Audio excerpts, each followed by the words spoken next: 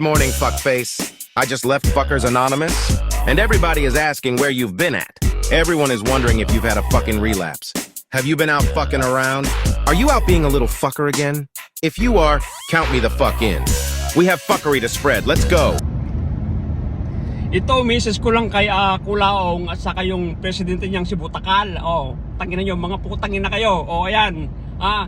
Bakit ba lagi ninyo akong pinagbibintangan na sa tuwing may nagko-comment sa mga live ni Kulaong, ako na parati ang suspect, mga putangin na ninyo.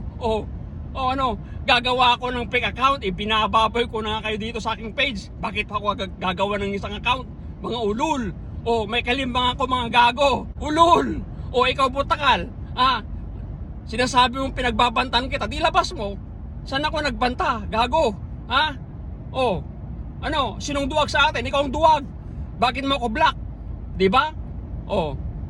Sinasabi mo pang gumagawa ko ng mga fake account. Gago. Nasaan yung pagbabanta? Ulul. Sino duwag sa atin? Diba ikaw nag-block sa akin?